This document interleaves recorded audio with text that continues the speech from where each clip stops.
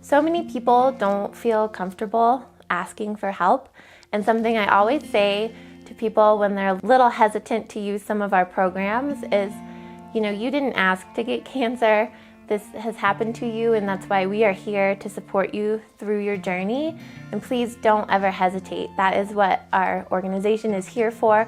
That is what our donors want. That is what our community wants. We want to help. So just don't ever feel like you're a burden or we don't want to help or we can't, because that's what we're here for. I'm a survivor.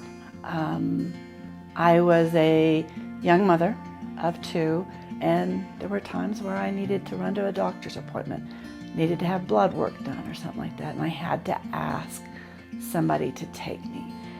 Nobody minded whatsoever, but it was still hard to ask. And that's one of the reasons I am so committed to the Tough Enough to Wear Pink, and that's one of the reasons I am so committed to being a driver. A unique experience that I had when I was driving a person was a cancer person that had gotten cancer a second time, and it was bad, unfortunately, and she was all by herself, and I was driving her for 6 weeks, 5 days a week, over to Montrose so that she could get radiation treatment. This particular day, she just got real upset and started crying. And I'm sorry, this really has stuck with me, and it's one of the reasons I'm passionate about helping people, because she started crying because she had burnt her dinner that she had tried to fix for herself the night before and had woken up to house full of smoke, a fire alarm going on, and when she actually got to the oven, the little potatoes and the fish that she had tried to cook for her simple meal were ash. And she got really upset because she could not make a simple meal for herself. I took that to heart that night, or I arrived with several pre-prepared dinners for her to get her through. And then I also reached out to the wonderful staff at Tough Enough to Wear Pink.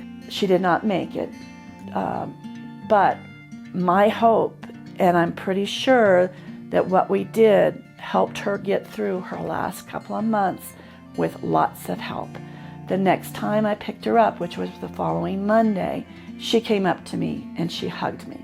And she was so happy for the help. To get that hug from her that morning was very, very special to me. And I pray that we all helped get her through those last few months with peace. The biggest challenge, well, there's a few big challenges right now. One of them is that we have expanded our programs to include all cancers. And we did start as a breast cancer organization. That will always be our #1 priority. But we have the opportunity to expand and help more people in our community. And so that is really something we want to get out there to the Gunnison Valley so people understand and know that we are here to serve all cancers. We are one of 800 rodeos across the nation. We're probably one of around 5 to 550 Tough Enough to Wear Pink organizations throughout, because every rodeo has a local chapter and they do a pink shirt night. And we're competing against Pendleton and Cheyenne and San Antonio, who, San Antonio has 15,000 volunteers to pull off that rodeo. I mean, millions of dollars in prize money, and we're still #1. We can still beat them in our fundraising efforts because of our generosity of this community and because of our programs. My vision is to have a cancer center in this valley. I think we're ready for it. I think we have the population that needs it.